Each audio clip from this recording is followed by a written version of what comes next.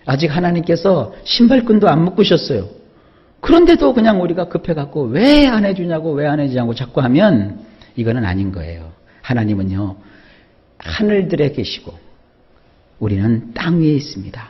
그러니까 우리는 참고 기다리면서 우리의 말수를 줄이고 하나님을 기다리는 자, 하나님 앞에 오래 머무는 자, 그러한 영성을 우리가 가질 수 있기를 바랍니다. 3절입니다.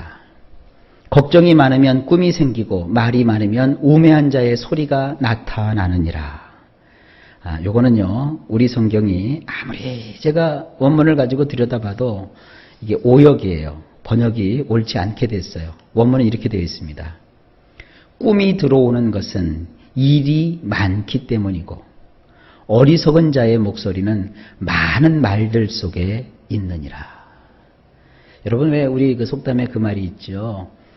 그 말보다는 그 행동을 더 해야 된다. 말이 앞서는 사람들이 있어요. 하나님 앞에서는요, 말을 앞세우면 안 돼요. 말을 앞세우면 어리석은 자가 돼요. 우리는 말보다도 행동을 더 소중히 여기고 행동하는 신앙을 가져야 돼요. 꿈이라고 하는 것은요, 일이 많기 때문에 생기는 거예요. 일하지 않고 머물러 있으면 꿈이라는 걸 꿀 필요도 없어요. 일이 많기 때문에 하나님은 그러한 자 속에 꿈이 들어오게 해주시는 거예요. 어리석은 자는 일할 생각은 안 하고 말만 막 늘어나요. 참 요즘 현대인들은요, 얼마나 무성한 말 속에 삽니까? 옛날에는 하루 종일 밭에 나가서 일하고 저녁 늦게 들어와서 가족들끼리나 동네 사람들끼리 모여서 옛날 이야기를 도란도란 나누면서 어떤 인간됨을 느꼈어요. 그때가 더 행복한 거예요. 지금은 막 그냥 뭐 텔레비나 라디오를 틀면 그냥 말 수 없는 말들이 오고 가요. 그러니까 말을 들으니까 우리는 귀는 커져가지고 아는 건 많고 또 눈이 열려갖고 보는 건 많지만 현대인들은 실속이 없어요. 뭐 꿈이라고 해봤자 맨날 뭐예요? 명품, 또 뭐 좋은 집, 좋은 차, 좋은 자리. 이게 꿈입니까? 이건 욕심이죠. 꿈이라고 하는 것은 하나님께서 주시는 거예요. 그 요셉이 형제들과 함께 있을 때 하나님은 그를 불러내셔서 꿈을 꾸게 하셨잖아요. 해와 달과 별을 보여주시고 그리고 넓은 들판에 추수단을 보여주시면서 그가 장차 어떠한 인물이 되어서 어떻게 하나님의 일을 할 것인지 하는 그런 꿈을 주셨잖아요. 그런 꿈을 가진 요셉은 극한 고난과 환난 속에서도 무너지지 않았잖아요. 그리고 유혹이 와도 하나님의 말씀을 어긋장 놓으며 그 유혹에 빠지질 않잖아요. 결국 하나님은 그런 요셉을 사용하지 않습니까? 다윗은 성경에 보면 원전으로 보게 되면은 그는 원래 젊은 날에 양의 뒤를 따라다니는 자 그랬어요. 양치는 자, 양의 배설물을 처리하고 양을 위해서 애쓰고 힘쓰는 그러한 천박한 삶을 살았다. 그렇게 표현하고 있어요. 근데 그는 양치기 위해서 들판에 있을 때 양만 친 게 아닙니다. 그는 양을 치는 그 일에 전역을 했지만 하나님은 그에게 눈을 열어주어서 하나님 앞에서 놀라운 영광을 보게 하셨어요.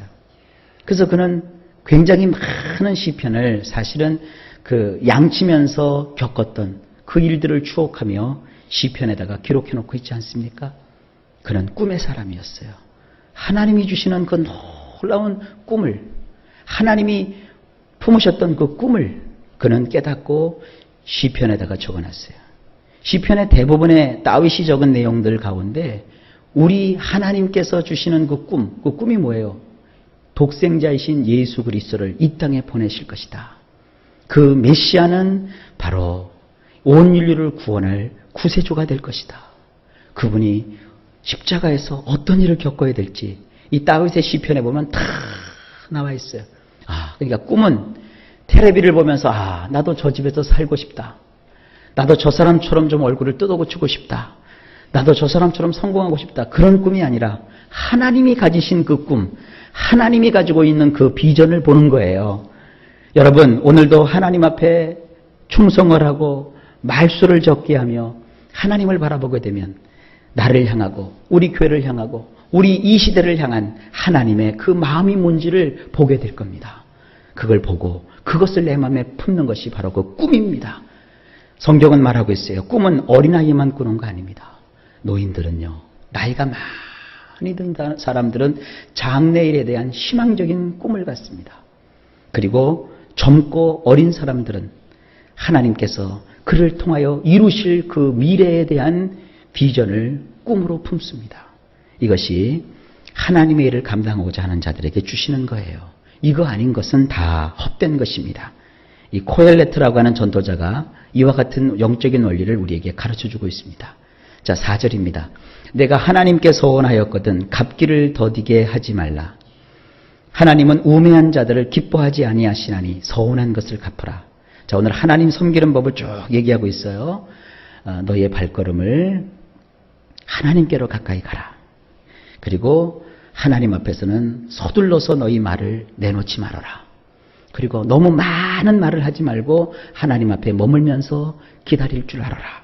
그리고 오늘 너희는 하나님을 섬기는 데 있어서 말보다는 행동을 더 열심히 앞세워라. 그래서 하나님이 품으신 그 꿈을 발견하고 너희도 그 꿈을 품어라. 오늘 이 4절에서는 이 하나님 앞에서의 서원에 관한 얘기를 하는데 원문을 보실까요? 내가 엘로힘에게 맹세를 하였다면 그것을 완수하는 것을 미루지 말라. 왜냐하면 어리석은 자들 가운데에는 즐거움이란 없기 때문이니라. 내가 맹세를 한 것이 뭐가 되었든 완수해야 하느니라. 요즘 사람들이 서원이라는 말을 잘 쓰지도 않고 그 뜻도 잘 모르기 때문에 제가 이 젊은 분들을 위해서 서원이라는 말 대신에 맹세라는 말을 썼어요. 뭐 서원이나 맹세나 같은 말입니다. 내가 엘로힘에게 어떤 맹세를 하였다면 맹세한 것을 완수하는 것을 지체하지 말아라. 하나님 앞에 뭘 약속을 했으면 그걸 해야 돼요. 하나님 앞에서 약속한 거는요, 다음해가 아니에요. 다음해가. 약속했으면 이 시편의 표현에 보면 비록 나에게 손해가 될지라도 그걸 해야 돼요. 우리가 마음속에 뭐 하나님 앞에 이렇게 신앙생활하고 기도하고 또 말씀을 보다 보면 하나님께 하고 싶어한 그런 마음이 들 때가 있어요. 그리고 그거를 하나님 앞에 우리가 맹세할 때가 있어요. 하나님, 내가 꼭 그렇게 하겠습니다. 그러면 여러분들 그것을 지체하면 안 돼요. 미루면 안 돼요. 자, 여기 성경은 이렇게 얘기합니다. 왜냐하면 어리석은 자들 가운데에는 즐거움이란 없기 때문이다.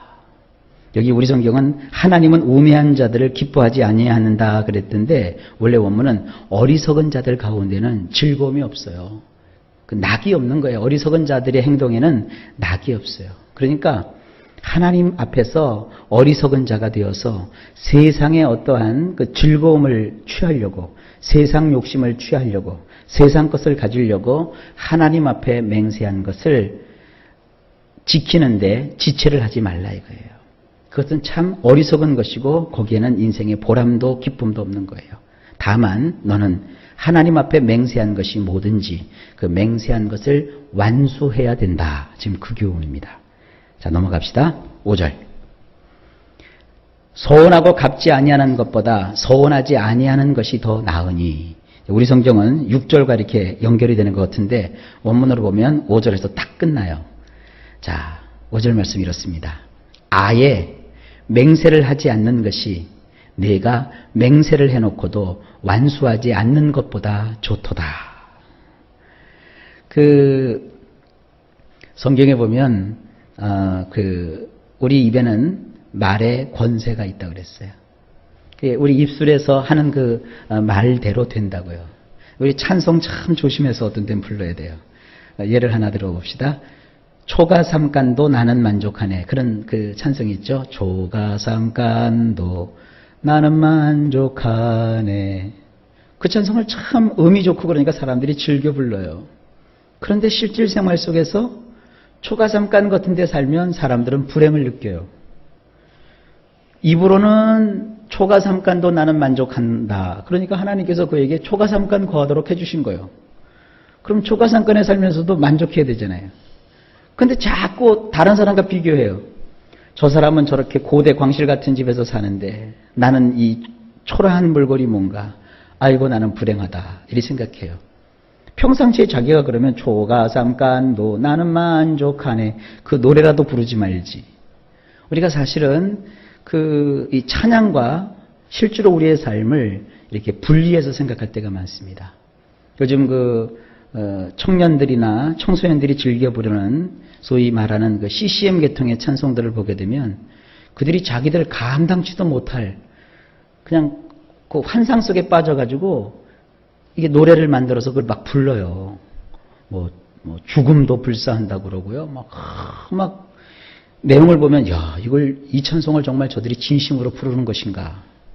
그러니까 요즘 사람들은요, 말은 번지르르하게 하고 실제로 그 말은 자기 삶 속에는 이루어지는 것을 원치 않아요.